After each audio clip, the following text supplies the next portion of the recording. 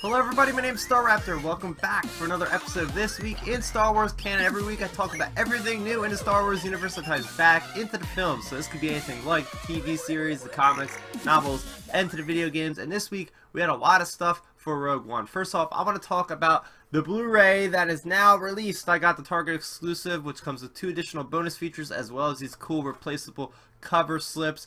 But there's also one for Walmart as well as Best Buy. So Target, first off, last year I want to talk about the Force Awakens one because it was not good, guys. It came in this like little foldable cover that was cardboard and very flimsy, whereas this one, like I said, you got these cool replaceable cover slips. You got the Jyn Erso, you got the Krennic, you got the K2SO, the Cassian, the Bodhi Rook, the Saw Gerrera, the Chirrut, and the Baze Malbus one. And, you know, that's pretty cool. And it also has that bonus features like the Creature Shop, and it's got the digital, you know, photography one in there. So as far as the physical, you know, analysis, I really enjoyed it.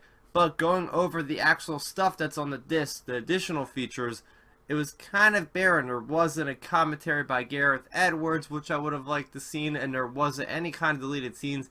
I'm pretty sure that has to do with everything about the reshoots, all that kind of stuff. I think there's like a whole nother movie out there, but they didn't want any of that stuff to come out. Honestly, guys, it's one of those things. It's like if you want to see deleted scenes, just watch the first couple trailers because there's lots of stuff in there, like the walkers running towards them as well as the TIE Fighter with Jyn. So yeah. But yeah, it's just nice to have Rogue One on Blu-ray now. We got 2 Star Wars films under our belt, you know, by Disney. So that's kind of cool. And one of these days I want to actually watch Rogue One and then immediately put in A New Hope after, because, you know, they connect so well. So the next thing I want to talk about also pertains to Rogue One. We had the release of the comic adaptation, the very first issue for Rogue One. Now last year we also got a release of a Force Awakens comic adaptation, but it didn't offer anything new than what we see in the movie, and it really just disappointed me. Even some of the narration and kind of bubble stuff was a little bit odd, but I will tell you, I'm very surprised by how much I actually enjoyed this very first issue of Rogue One comic adaptation. Right off the bat, there are so many new scenes in here that we didn't see in the movie, didn't even read about in the novelization. For instance, there's a scene between Galen and Bodhi Rook about when they first met and about how Galen's telling him to go deliver the message to Saul about the Death Star.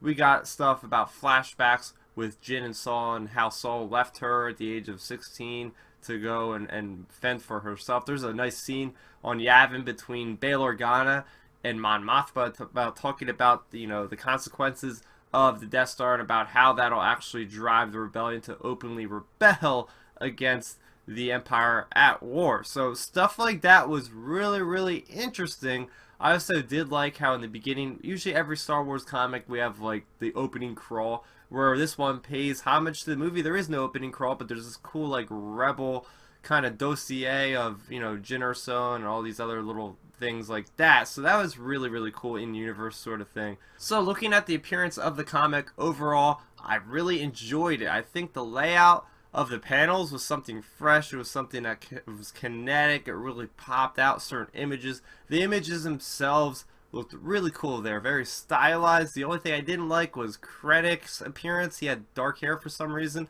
but I can let that pass because I really enjoyed this comic, this first one. I'm very much looking forward to the next issue, which is going to show us Baze Malbus and Chirrut Imwe, which are 2 of my favorite characters in Star Wars right now. So I'm very much looking forward to that.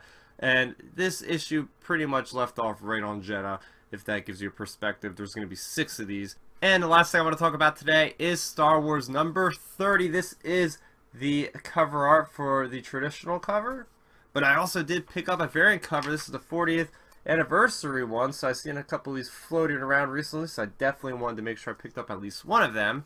So going over the story, this is part 5 of Yoda's Secret War. So this is a 2-pronged story approach. First off, we have the story of Yoda that's being experienced through Ben Kenobi's journal read by Luke, and Yoda has arrived on this planet. There's this indigenous tribal people, and they have this power over these special stones that they pretty much use the Force on. So anyway, the last time we picked up Yoda was basically trying to stop this big living giant and there's this conflict between these certain sect of people and this other sect of people, and he basically in this issue just mediates between the both of them people, and he stops a war. And then you have Luke's perspective of this story, and he actually wants to go to this planet back that Yoda was on like 35 years ago. This is before the Phantom Menace that Yoda was there. So Luke is going back to this planet to seek out this knowledge, and he meets the mentor of Yoda from back then. His name's Garo, and Garo wants to finish this war that Yoda pretty much helped prevent.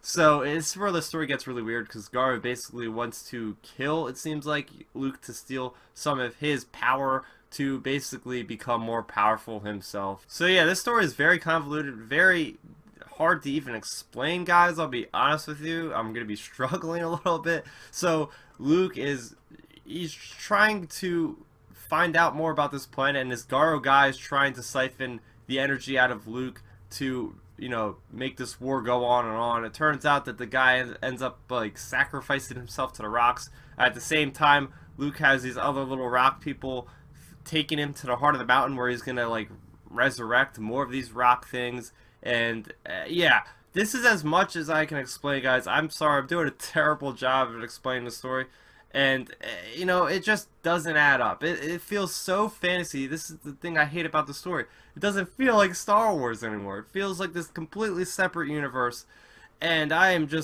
couldn't really care less. I hate to say it. This is the first comic that I'm like, oh, I really don't like it. The only thing that's good about this is the artwork of Luke Skywalker and Yoda. They definitely hit the nail on the head with that, but yeah, there are cool moments in this comic arc. I mean, you got Yoda actually learning from somebody. I think that's what we can take away from this story arc, is that Yoda can actually learn from somebody even younger than him. Yeah, I know he's like 800 something years old. So, and just the fact that we see Yoda mediating between peoples. He doesn't like to use violence. It's a different way of using the Force with the stone power. So it's kind of interesting, but the whole crux of this storyline was for Luke to go rescue C-3PO, and R2 goes off and tries to get him. We don't even get any kind of resolution with that. Now, whether this basically leads into the events of the Screaming Citadel crossover arc with Dr. Aphra next month, I don't know. But yeah, I just couldn't really make sense out of a lot of this issue in particular. So, what'd you think of Star Wars number 30? What'd you think of Rogue One number 1? And which version of Rogue One did you pick up on Blu-ray? Let's talk about it in that comment section below. Next week's going to be a very busy week for me here on YouTube. First off, we have Thrawn coming out. This is the return of Timothy Zahn to the character. We have that coming out next week, so look forward for a review. Also, Star Wars Celebrations next week, so I'm going to have lots of stuff. I'm sure there's going to be a Jedi trailer. I'm sure there's going to be a Season 4 Rebels trailer, and I know there's going to be a Battlefront 2 trailer, so look forward to all those breakdowns, maybe some reactions on the channel next week. So please subscribe so you don't miss any of that content. Guys, I'm Star Raptor. I want to thank you for watching, and may the Force be with you always. So, did you like the video? Then make sure you rate it a thumbs up, and if you did that, go over there, hit that Star Raptor head to subscribe to my channel. Doing so will keep you up to speed on all of my latest content. Speaking of which, you can see a couple of my recent uploads down below. I'm also on social media, so what are you waiting for? Let's start nerding out.